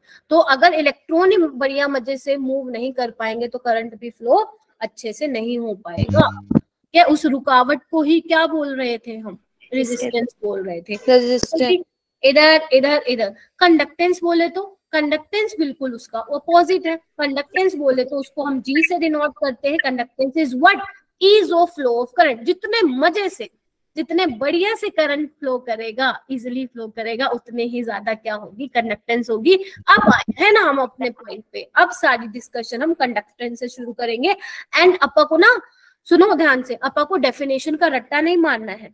अपा हाँ रेजिस्टेंस का पुट्ठा कंडक्टेंस, ठीक है, अपा को रट्टा नहीं मारना, अपा डेफिनेशन को समझ के चलेंगे। क्योंकि समझ के क्यों चलेंगे? क्योंकि इस वाले पोर्शन में से स्टेटमेंट, असर्शन, रीजन टाइप के क्वेश्चन आते हैं। अगर अपन ने रट्टा मार लिया ना तो वो 4 नंबर हमारे हाथ से गए। ठीक है, तो कंडक्टेंस इज व्हाट? हाँ जी बेटा बोलिए। तो conductance is what? Ease of flow of current. Resistance का पुट्ठा क्या होता है बच्चे? कंडक्टेंस। तो यानी कि जी क्या हो जाएगा? 1/r हो जाएगा, और इसकी यूनिट क्या हो जाएगी बच्चे? Ohm inverse. और इसको और क्या बोलते हैं हम? साइमन भी बोलते हैं। साइमन। बोलो हाँ या ना, बोलो। Yes ma'am. अब मुझे ये बताइए बच्चे, आर क्या था? रो L/A था। ध्यान से देखो, यही था ना। आर क्या था? रो L/A था। ठीक है जी, अच्छा। अब मैं क्या करूंगी? जी लिखूंगी इन टर्म्स ऑफ रेजिस्टेंस। ध्यान से देखना, तो क्या हो जाएगा? रो L/A। बोलो हाँ या ना। Yes ma'am. Yes ma'am. Kappa का इंट्रोडक्शन होने वाला है, आ जाओ जल्दी। कप्पा हाँ, को इंट्रोड्यूस कराने वाली हूँ मैं तुम लोगों को, ठीक है। अच्छा, फिर इसको और क्या लिख सकती हूँ बच्चे? देखो मैं फॉर्मूले तुम लोगों के लिए तैयार कर रही हूँ जी। अब 1/रो क्या है बच्चे तुम्हारा? आ गया है कप्पा। कप्पा जी। कप्पा इंटू A/L आ चुका है। मैम कप्पा क्या है? कप्पा को हमें डिटेल में समझना है। ये कप्पा बड़े क्वेश्चन पूछता है भाई पेपर में हमसे। Kappa is what? 1/रो। अगर रो क्या है तुम्हारा, कोई मुझे बताएगा? अगर रो क्या है बच्चे? रेजिस्टिविटी है। तो ये क्या है बच्चे? कंडक्टिविटी। कंडक्टिविटी। अच्छा कंडक्टिविटी, जिसको हम और क्या बोल सकते हैं? Specific conductance. Specific conductance. Conductance बोल सकते हैं। यानी कि अगर मैं आपको बोलूं बेटा इसका नाम लिख दे तू कप्पा, तुम लोग बड़ा प्यार कर रहे थे इससे, कप्पा, ठीक है, इसको ऐसे इसको के लिख के ऐसे थोड़ा सा मोड़ देते हैं, ट्विस्ट कर देते हैं, ठीक है। अगर मैं आपसे पूछूं बेटा कप्पा को डिफाइन कर दो, बेटा कप्पा को डिफाइन कर दो, तो इसमें भी बिल्कुल सेम होगा कि अगर मैं एरिया और लेंथ फिक्स कर दूं तो मेरा जो मेरा कप्पा आएगा वो क्या आएगा? कंडक्टेंस। थोड़ा सा और फील लेते हैं, अब आ जाओ और फील लेते हैं। एक बात बताओ, मैं जनरली बात किसकी कर रही हूँ? मैं तो सॉल्यूशन की बात कर रही हूँ। Solution, electrolytic solution. ठीक है, यहाँ पे आपकी इलेक्ट्रोड्स डली हुई हैं और आपने ये जो है इसको वोल्टमीटर से कनेक्ट किया, करंट फ्लो करेगा, ठीक है, वो अलग बात है, ठीक है। अब मैं बात कर रही हूँ बच्चे कप्पा की। कप्पा है क्या? कंडक्टेंस ही तो है। अब एक बात बताओ, अगर मेरे पास कंडक्टर होता तो मैं उसमें एरिया और लेंथ की बात करती, राइट। अब मेरे पास सॉल्यूशन है तो मैं उसमें वॉल्यूम की बात करूंगी, एरिया है ना, बोलो ना, एरिया इंटू लेंथ की बात करूंगी, यानी कि वॉल्यूम की बात करूंगी, ठीक है। तो अब मैं क्या करती हूँ बच्चे, इसको मैं थोड़ा सा इरेज कर रही हूँ क्योंकि मैं आपको फील दिलवाना चाहती हूँ व्हाट इज कप्पा। इधर देखिए बेटा सारे, और मुझे एंड में बताना कि मैम समझ में आया कि नहीं आया, ठीक है। ये मैं बात कर रही हूँ बेटा पूरे सॉल्यूशन की, समझ रहे हो? यस ठीक है, अच्छा, ओके। अब मैं बात करूंगी आपको, मैं एक काम करती हूँ, इस पूरे सॉल्यूशन में से मैं एक छोटा सा वॉल्यूम कंसिडर कर लेती हूँ। क्या आप लोग देख पा रहे हैं इस तरह से? यस मैंने क्या किया, पूरे सॉल्यूशन में से एक छोटा से वॉल्यूम की बात कर ली, ठीक है। अब एक बात बताओ, सॉल्यूशन है, आयंस होंगे, ठीक है। Yes ma'am. तो अब इस पर्टिकुलर इतने वॉल्यूम में कुछ आयंस होंगे, इधर देखो बच्चे, होंगे। तो इस पर्टिकुलर वॉल्यूम में जो कि मैंने फिक्स कर दिया है, इस पर्टिकुलर वॉल्यूम में आयंस की वजह से क्या कंडक्टेंस है, उसी को हम क्या बोलते हैं, कंडक्टिविटी। मैंने क्या बोल दिया, अब अगर मैं पूरे सॉल्यूशन की बात करूं तो वो कंडक्टेंस है, पूरे सॉल्यूशन में से किसी स्पेसिफिक वॉल्यूम की बात करूं तो वो क्या है, मेरा कापा। पूरे सॉल्यूशन की बात करूंगी दैट इज कंडक्टेंस, पूरे सॉल्यूशन में से छोटे वॉल्यूम की बात करूंगी उसमें आयंस की क्या कंडक्टेंस होगी, विच इज योर कंडक्टिविटी। कापा बोल दो, स्पेसिफिक कंडक्टेंस बोल दो, या कंडक्टिविटी बोल सकते हो। बोलो हाँ या ना। Yes ma'am. अच्छा, तो अगर मैं मान लो कापा को निकाल के आऊं यहाँ से, तो कापा क्या हो जाएगा, G into L by A. Yes ma'am. और एल बाई ए क्या होता है, एल बाई ए तुम बोलते हो सेल कांस्टेंट होता है। Yes ma'am. और सेल कांस्टेंट को हम जनरली जी स्टार से भी दिखा देते, तो कापा का जो फॉर्मूला आता है वो आता है बच्चा जी स्टार। ये बहुत काम का है, ये बहुत काम का फॉर्मूला है, अगर ये याद नहीं हुआ तो क्वेश्चन सोल्व नहीं कर पाओगे। अब एक और चीज बहुत इंपॉर्टेंट है मैम, ये एल बाई ए का ना थोड़ा कम ही समझ में आया है, सुनो ध्यान से, फील लेनी है। एल बाई ए क्या बच्चे, सेल कांस्टेंट है। हाँ बच्चे मैं रिपीट करूंगी, don't worry Arpita. L by A समझ लेते हैं पहले, एल बाई ए क्या है, सेल कांस्टेंट। मान लो तुम लोग ना केमिस्ट्री में एक्सपेरिमेंट करो, सपोज क्या करो तुम, लास्ट में हमने क्या सीखा था, सबसे पहले लेक्चर में इलेक्ट्रोकेमिकल सेल किया था ना, हम वोल्टेज निकाल रहे थे। Yes ma'am. चलो वही तुम एक्सपेरिमेंट कर रहे हो, तुमने बीकर लिए हुए, इलेक्ट्रोड डाली हुई है, ठीक है।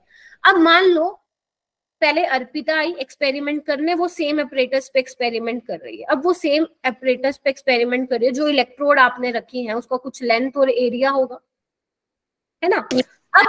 अब उसके जाने के बाद, अर्पिता के जाने के बाद आप साक्षी आ रही है एक्सपेरिमेंट करने सेम एपरेटस पे, ठीक है। उसकी रीडिंग्स तो हो सकता है कि अलग अलग आए, पता नहीं उसने कैसे सॉल्यूशन प्रिपेयर कर रखा है, उसने कौन सी कंसंट्रेशन का सॉल्यूशन प्रिपेयर कर रहा है। लेकिन मुझे एक बात बताओ, क्या जब अर्पिता के बाद साक्षी वो एक्सपेरिमेंट करने आई तो क्या उस एपरेटस की लेंथ और एरिया चेंज होगा क्या? No ma'am. हर महीने कोई ना कोई बंदा आके वही सेम एपरेटस यूज कर रहा है, क्या उसका एल बाई ए चेंज होगा क्या? तो यहाँ पे एक लाइन लिखो, स्टार मार्क करके लिखो सारे बच्चे मेरे साथ। फॉर अ गिवन सेल, बहुत इंपॉर्टेंट काम आएगा, for a given cell L by A क्या है बच्चा, कांस्टेंट है। एल बाई ए क्या है, कांस्टेंट है। समझ में आया? ये कैसे बताया था अर्पिता मैंने? कापा को देखो, मैं यहाँ पे क्या ले गई, kappa is what, G into L by A. Kappa is what, G into L by A. L by A क्या था बच्चा, सेल कांस्टेंट था। जी क्या है, तुम्हारा कंडक्टेंस है। और कापा इज योर कंडक्टिविटी या स्पेसिफिक कंडक्टेंस, ठीक है। और कैसे लिख सकती हूँ बच्चे कापा को, जी क्या है, 1/r और जी स्टार, और तो जी स्टार क्या हो जाएगा, कापा इंटू आर। ठीक है, चलो इतना समझ में आया। अब हम क्या करेंगे, थोड़ी यूनिट्स देख लेते हैं बेटा सबकी, ठीक है। तो सबसे पहले मैंने क्या लिखा था, kappa is equal to G into G star. बोलो हाँ या ना। Yes ma'am. क्या है, 1/r इंटू एल बाई ए। तो हमें क्या करना है, कापा की यूनिट चाहिए। 1/r is what, ohm inverse, और एल सेंटीमीटर है और ये सेंटीमीटर स्क्वायर है, यानी कि वो क्या जाएगा, ओम इनवर्स सेंटीमीटर इनवर्स, और इसको और क्या, इनवर्स साइमन सेंटीमीटर। में बोले तो बता देना। हाँ जी मैम, मीटर में भी तो बोल सकते हैं इसको। हाँ साइमन मीटर इनवर्स। बिल्कुल, वो आपको क्वेश्चन में देखना बच्चे कि आपको जो कापा की यूनिट है विच इज योर स्पेसिफिक कंडक्टेंस या कंडक्टिविटी, उसकी यूनिट किस में दे रखी है, साइमन सेंटीमीटर इनवर्स में दी हुई है या आपको दी हुई है किसमें, साइमन मीटर इनवर्स में। अब मेरी बात सुनो ध्यान से, कई बार एग्जामिनर क्या करता है ना, कई बार एग्जामिनर तुम लोगों को घुमा देगा। घुमाएगा कैसे, ध्यान से सुनो, वो कई बार क्या करके देगा ना, कंडक्टिविटी को कई बार वो मोलर कंडक्टिविटी, कंडक्टेंस कुछ भी लिख के दे सकता है। आप लोग कंफ्यूज हो जाओगे मैम ये है किसकी वैल्यू, तो आप लोग कैसे उसको जज करेंगे, यूनिट से जज करेंगे। आप लोग यूनिट देखेंगे कि साइमन सेंटीमीटर इनवर्स या साइमन मीटर इनवर्स अगर यूनिट है तो मतलब वो कापा की वैल्यू दी हुई है आपको। किसकी वैल्यू दी हुई है बच्चे, कापा की वैल्यू दी हुई है। ये बहुत अच्छा तरीका होता है पहचानने का कि ये कापा दिया हुआ है या कुछ और दिया हुआ है, क्योंकि जनरली आपको कंफ्यूज किया जाता है। आप न्यूमेरिकल्स भी देखोगे, पक्का देखोगे कंफ्यूज होगे, लेकिन अगर आपको यूनिट से आप अंदाजा लगा पाओगे तो आप कंफ्यूज बिल्कुल भी नहीं होगे। रेजिस्टिविटी की क्या यूनिट थी बच्चे, ये मैंने निकलवा दी क्या, ओम सेंटीमीटर इनवर्स। ओम मीटर होगा बच्चे, ओम सेंटीमीटर होगा। मैं ओम मीटर बोल दो या ओम जो है सेंटीमीटर बोल दो, ये बताया था मैंने। ठीक है जी, बोलो। Yes ma'am. रेजिस्टेंस की क्या थी, ओम थी, ये मैं आपको लोगों को ऑलरेडी बता चुकी हूँ। हाँ ओम, कोई मिल गया नहीं चल रहा, इनवर्स। चलो ओके। क्या करें, क्वेश्चन कर लें फिर। यस मैम, क्वेश्चन कर लेते हैं। यस क्वेश्चन करो बच्चे, ये एक बार मैं रीड कर देती हूँ, फिर मैं आगे आपको मोलर कंडक्टेंस पे लेके चलूंगी, ठीक है। चलो, तो बेसिकली क्वेश्चन क्या पूछ रहा है, अरे इधर देखो, क्वेश्चन क्या पूछ रहा है, the resistance of a conductivity cell containing इतना 0.001 मोलर केसीएल, कंसंट्रेशन दी हुई है at 297 kelvin is 1500 ohm. Resistance आपको गिवन है। What is the cell constant if conductivity of 0.01 molar KCl solution at 298 Kelvin is 0.146 into 10 raised to power minus 3 Simon centimeter inverse? आपको बताना क्या है, L by A। तो जब भी दिमाग में आपको आए सेल कांस्टेंट दे रखा हो, बस एक फॉर्मूला ध्यान रखना, which is kappa is equal to G into G star. ये जो फॉर्मूला है भैया तुम लोगों के लिए ब्रह्मास्त्र है, तुम लोगों को अच्छे से अच्छे न्यूमेरिकल में ये हेल्प करेगा। कौन सा फॉर्मूला, मेरे साथ बोलो, चैट बॉक्स में स्पैम करो, kappa is equal to G into G, kappa is equal to G into G star. अब आपको क्या निकालना बच्चे, G स्टार निकालना, which is your L by A। तो क्या हो जाएगा, कापा बाय G, और आपको पता है कापा बाय G क्या होता है, 1 बाय R, यानी कि कापा इंटू R। कापा की वैल्यू है, फिर बोल रही हूँ यूनिट को साथ लेके चलना, क्योंकि अगर यूनिट को साथ नहीं लेके चली तो यूनिट तुम्हारा लोगों का क्या छोड़ देगी, साथ छोड़ देगी। तो 0.146 into 10 raise to power minus 3 siemens centimetre inverse बच्चा। आर क्या हो जाएगा, 1500 ओम। ओम को मैं लिख सकती हूँ साइमन इनवर्स, तो साइमन से साइमन कैंसिल, और जो L बाय A आ जाएगा वो किस में आ जाएगा, सेंटीमीटर इनवर्स में आ जाएगा। बोलो हाँ या ना। कोई ऐसा स्टूडेंट है जिसका ये सिंपल क्वेश्चन सोल्व ना आया हो, नहीं हुआ तो प्लीज टेल मी।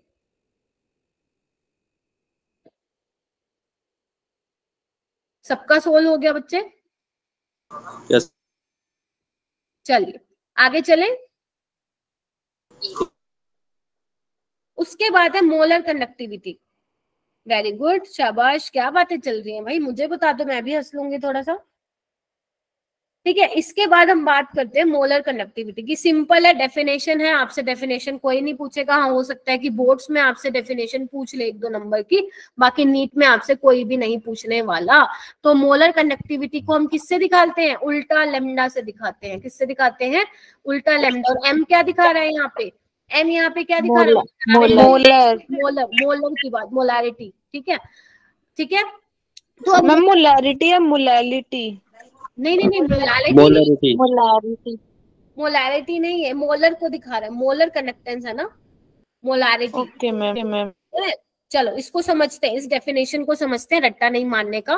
ठीक है, तो ये बोलता है कि मोलर कंडक्टिविटी इज व्हाट, वो कहता है defined as the conductance of solution. क्योंकि मोलर कंडक्टिविटी भी क्या है, कंडक्टेंस ही तो है, कंडक्टेंस ही तो है सॉल्यूशन की। अगर मैं पूरे सॉल्यूशन की बात करूं तो मतलब मैं क्या निकाल रही हूँ, कंडक्टेंस ही तो निकाल रही हूँ। अगर पर्टिकुलर वॉल्यूम की निकालूं तो हम कहेंगे वो कंडक्टिविटी है। बोलो हाँ या ना? Yes ma'am. अच्छा, लेकिन वो बोल क्या रहा है बच्चे, वो ये बोल रहा है कि कंडक्टेंस ऑफ सॉल्यूशन जिसको किस में रखा हुआ है, kept between two electrodes at a unit distance and having area of cross section large enough to accommodate sufficient volume of solution that contain 1 mole of electrolyte। ये तो थी कि लैंग्वेज कैसे लिखोगे, लेकिन अगर हम सिंपल अपनी भाषा में समझे तो ऐसे समझो, ये पूरा क्या है आपका, आपने एक बीकर में सॉल्यूशन लिया हुआ है बच्चे, ठीक है, ये आपकी इलेक्ट्रोड्स है, आपने इसको कनेक्ट किया हुआ है वोल्टेज से, अब करंट दौड़ रहा है, आयन दौड़ेंगे तो करंट भी दौड़ेगा।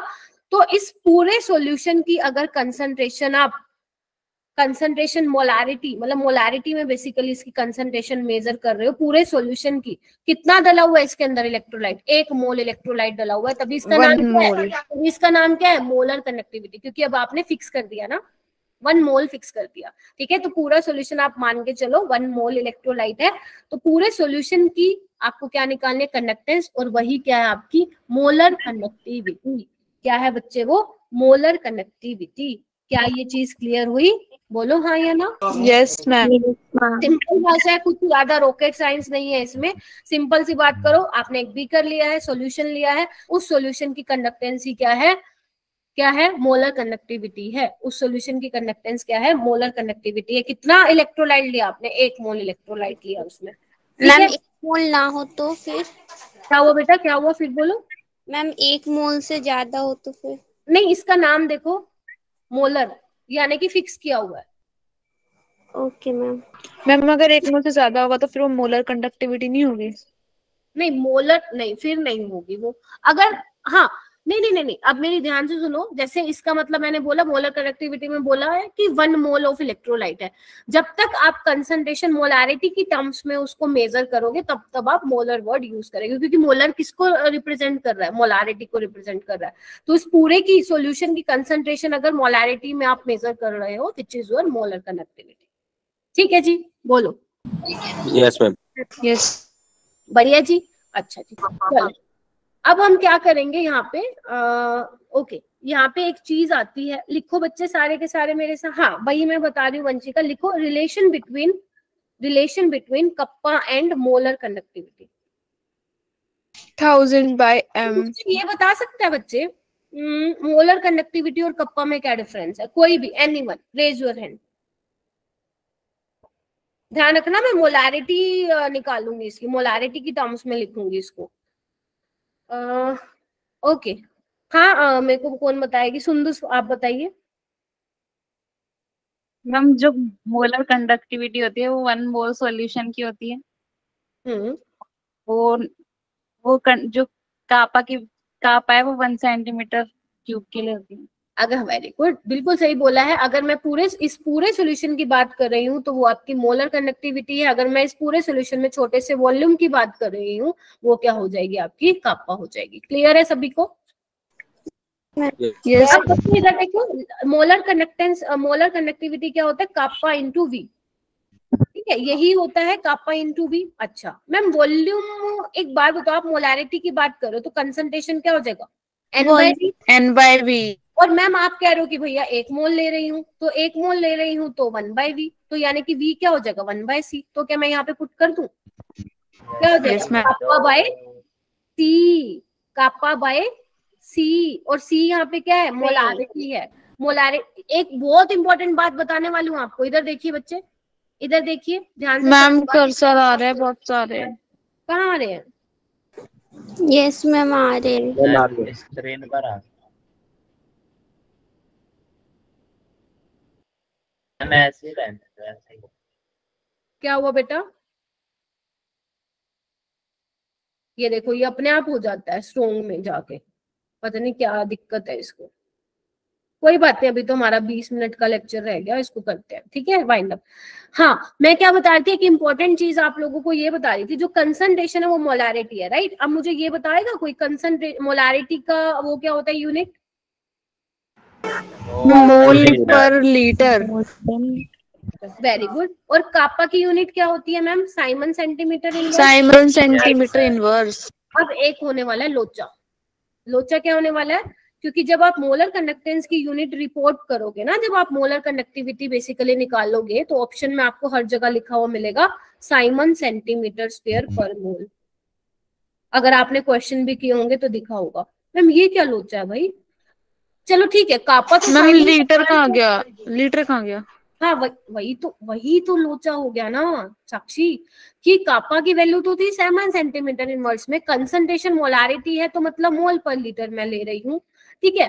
लेकिन मेरा जो मोलर कंडक्टिविटी है वो तो कुछ अलग ही आ रहा है, कुछ साइमन सेंटीमीटर। तो यानी कि हमें लीटर को किसमें चेंज करना पड़ेगा? जल्दी बोलो। 1 litre is equal to 10⁻³ centimetre cube. जब मैम आप सेंटीमीटर में है ना, तो जब आप 1 लीटर को 1000 से मल्टीप्लाई करेंगे तब जाके आपका जो मोलर कंडक्टिविटी का यूनिट है वो कितना आएगा? साइमन सेंटीमीटर स्क्वायर पर मोल आएगा। इसलिए आपकी बुक्स में यहाँ पे 1000 से मल्टीप्लाई किया गया है। क्या तुम्हें पता चला कि 1000 से मल्टीप्लाई क्यों किया गया था, या तुम रट्टा मारते थे? मैम अब पता चल गया।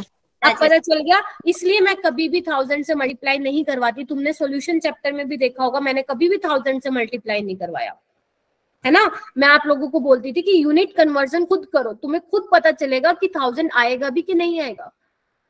तुम्हें खुद पता चलेगा 1000 आएगा भी नहीं। अब तुम्हें ये पता है मुझे लीटर को भैया सेंटीमीटर क्यूब में चेंज करने के लिए 1000 से मल्टीप्लाई करना पड़ेगा, तभी जाके जो मेरा मोलर कंडक्टिविटी का फॉर्मूला है वो क्या आएगा? साइमन सेंटीमीटर स्क्वायर पर मोल आएगा। मोलर इसका नाम क्यों आया? क्योंकि मैं कंसंट्रेशन किसमें नाप रही हूँ? मोलैरिटी में। क्लियर हो गया बच्चे सभी को? जल्दी बोलिए। Yes ma'am. इसके बाद एक बात बताओ, जब मोलैरिटी आप लोगों ने पढ़ी थी तो उसके साथ उसका भाई भी पढ़ा होगा, which is normality. Yes ma'am. ठीक है, तो नॉर्मलिटी में आप बेसिकली क्या पढ़ोगे? उसमें आपने मोलर कंडक्टिविटी पढ़ा था, ये आप इक्विवेलेंट कंडक्टिविटी पढ़ोगे। वही है same, defined as the conductance of solution. अब इसमें क्या है? उसमें 1 मोल ऑफ इलेक्ट्रोलाइट, अब इसमें कितना है? 1 ग्राम इक्विवेलेंट ऑफ इलेक्ट्रोलाइट है, such that the entire solution is placed between the 2 parallel electrode 1 centimetre apart. ठीक है, तो वो क्या हो जाएगा? आपका इक्विवेलेंट कंडक्टेंस हो जाएगा। तो इस केस में जो फॉर्मूला हो जाएगा बच्चा, वो क्या हो जाएगा? कापा बाय नॉर्मैलिटी हो जाएगी। और नॉर्मैलिटी फिर यूनिट कन्वर्जन करी होगी तो कापा से 1000 में मल्टीप्लाई कर देंगे। यस, क्योंकि नॉर्मैलिटी हमारी किसमें होती है बच्चे? ग्राम, यहाँ पे लिख सकते हो अलग से, normality is what? Gram equivalent पर लीटर। तो जो आपका इक्विवेलेंट कंडक्टिविटी आएगी वो किसमें आएगी? साइमन सेंटीमीटर स्क्वायर पर इक्विवेलेंट, यानी कि आपको लीटर में फिर दोबारा से क्या करना पड़ेगा? सेंटीमीटर में चेंज करना पड़ेगा। Are you getting my point? कि आपकी बुक्स में 1000 से मल्टीप्लाई क्यों करके दिया जाता था? बोलो हाँ। Yes ma'am. ठीक है, अच्छा चलो ये क्वेश्चन है। क्वेश्चन से पहले आप लोगों को एक चीज और बतानी है मुझे। इधर आओ, इधर आओ बच्चे, बहुत इंपॉर्टेंट चीज है। बहुत स्लाइड दिखा लो पीछे वाली। हाँ जी बेटा, पीछे वाली ये लो बेटा। गुंजन क्या हुआ? गुंजन लिख लिया सबने? लिख लिया सबने? कप्पा, अरे कप्पा से तेरे को इतना क्यों प्यार हो रहा है बेटा? गुंजन कुमार। ज्यादा बाहुबली देख ली क्या? हो गए मैम। चलो चलिए, उसके बाद है रिलेशनशिप बिटवीन, यहाँ पे लिखिए relationship between molar conductivity and equivalent conductivity. लिखो सारे के सारे। मोलर कंडक्टिविटी, बहुत इंपॉर्टेंट एक्सप्रेशन बताने जा रही हूँ। अच्छे खासे क्वेश्चन गलत कर देते हैं बच्चे यहाँ से। अभी नहीं पता चलेगा क्वेश्चन, क्योंकि मैं आपको आज थ्योरी वाला पार्ट ज्यादा करवा रही हूँ। जितना मैंने सोचा था उतना हुआ नहीं है आज के उसमें। ज्यादा ही तुम लोग बातें बहुत मारते हो। तुम लोगों की मैं 2 घंटे की क्लास लगाया करूंगी रात में, ठीक है। तो इसका रिलेशन क्या होता है बच्चे? लैम्डा जो आपकी इक्विवेलेंट कंडक्टिविटी है equal to molar conductivity by n factor. किसी ने पढ़ा हुआ है ये relation? Yes ma'am. n factor is what? n factor is what? Valency factor. Very good. Total number of positive charge on cation, या तो आप कैटायन पे चार्ज काउंट कर लो। अगर मैं सोल्ट की बात कर रही हूँ, या आप नेगेटिव चार्ज अनायन पे कितना है आप वो काउंट कर लीजिए। मैम जैसे एग्जांपल बताओगे क्या? बिल्कुल बताऊंगी। जैसे एग्जांपल है NaCl। NaCl इज व्हाट बच्चा? Na plus Cl negative. तो इसमें n फैक्टर क्या हो जाएगा? 2 Na plus ठीक है। जैसे मान लो मैं लेती हूँ BaCl2, तो BaCl2 क्या हो जाएगा? Ba2 plus Ba2 plus 2Cl minus. तो या तो आप पॉजिटिव चार्ज काउंट करो या आप नेगेटिव चार्ज काउंट करो। ठीक है। आई नो कर्सर आ रहे हैं बहुत ज्यादा, कोई बात नहीं, थोड़ा सा देख लो, मैं कल कुछ करती हूँ इसका। मान लो एल्यूमिनियम सल्फेट है, तो कैसे करोगे बच्चे? तो मुझे बताओ एन फैक्टर क्या होगा? Al3 प्लस 3s4 5 नहीं 5 नहीं होगा, 6 आयोटा नहीं काउंट कर रहे हैं, वॉन्ट ऑफ फैक्टर नहीं देख रहे हैं, ठीक है, एन फैक्टर देख रहे हैं। क्लियर है ये? मुझे बताइए। मैम 6 कैसे मैम 5 होगा ना? क्यों? तो अरे चार्ज काउंट करना है ना, तो एक एल्यूमिनियम पे 3 प्लस का है तो 2 पे कितना हो जाएगा? 6 का नहीं हो जाएगा? Yes ma'am. आयोटा नहीं लेना, आयोटा अलग है भाई, एन फैक्टर अलग है, दोनों को मिक्स मत करिए, ठीक है। ओके चलो जल्दी ये क्वेश्चन करो बेटा, ये क्वेश्चन करो आप, ये वाला क्वेश्चन करो। अभी अपना वो भी तो रहता है ना, variation of conductance kappa with dilution, उसमें फील दिलवानी है, बट टाइम तो बहुत कम रह गया है ना। अपनी कब तक होती थी क्लास? 9:45 तक ना। चलो एक काम करो, ये 2 क्वेश्चन करो, बाकी ये मैं कल करवाऊंगी। अभी ये 2 क्वेश्चन करो और छुट्टी, ठीक है। करो इसको। The conductivity of 0.20 molar KCl of 298 calorie. हाँ जी बेटा, सबका यही आंसर आ रहा है? क्या फॉर्मूला लगाया मैंने बच्चे? Yes ma'am. कापा बाय, जल्दी बोलो, कापा बाय C यानी कि मोलारिटी है ना। तो मोलर कंडक्टिविटी निकालने, कापा क्या है ma'am? 0.048 Simon centimetre inverse, but जो मेरे पास कंसंट्रेशन है वो क्या है?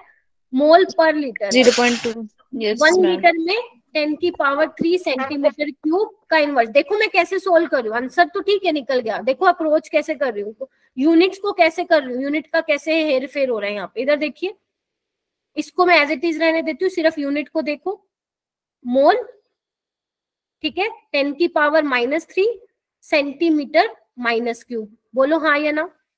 Yes ma'am. यस ठीक है। अब मैं क्या कर रही हूँ? 10 की पावर -3 को क्या कर रही हूँ? ऊपर लेके जा रही हूँ, और ये यूनिट क्या बन गई बेटा? साइमन सेंटीमीटर स्क्वायर पर मोल। बनी कि नहीं बनी? Yes ma'am. बस ऐसे होता है यूनिट का हेरफेर, साइमन सेंटीमीटर स्क्वायर पर मोल। अब कर दो, निकाल दो आंसर, अब तो आ ही जाएगा तुम लोगों को। 124 साइमन सेंटीमीटर स्क्वायर पर मोल। समझ में आया मैंने यूनिट को कैसे हेरफेर? यस ये चीजें आपको भी आनी चाहिए, पूरा एक्सपर्ट बन जाना आप लोगों को फिजिकल केमिस्ट्री में 12वीं में, ठीक है। एक बार और बताना, फिर से बताओ यूनिट का हेरफेर, ठीक है। तो एक काम करते हैं, आंसर तो आई थिंक आप लोगों को आ गया होगा, है ना? Yes ma'am. चलो आंसर तो आ गया। इधर देखो बेटा मनीषा, ऊपर मैं सिर्फ यूनिट को लेके चल रही हूँ बेटा, ठीक है। तो ऊपर है न्यूमरेटर में Simon centimetre inverse, clear? Yes ma'am. नीचे क्या है? इधर देखना, 10 की power -3 into centimetre minus cube और मोल। देख रहे हो बच्चे? Yes ma'am. और मैं 10⁻³ को ऊपर ले जाऊंगी, 1000 से मल्टीप्लाई हो जाएगा, और यहाँ पे देखो साइमन सेंटीमीटर -1 + 3 मोल इनवर्स, है ना। तो यानी कि Simon centimetre square mole inverse. देख पा रहे हो? Yes ma'am.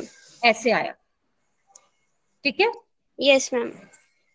ठीक है, और जल्दी से ये वाला क्वेश्चन कर दो, मैच द फॉलोइंग, फटाक से जल्दी से नोटबुक निकालो अपनी।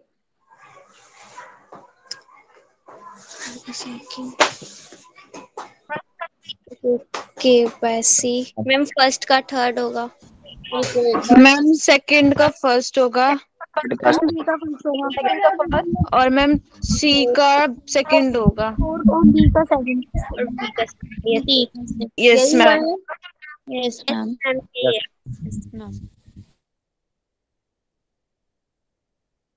ओके ओके, ठीक है, क्लियर हो गया सभी को?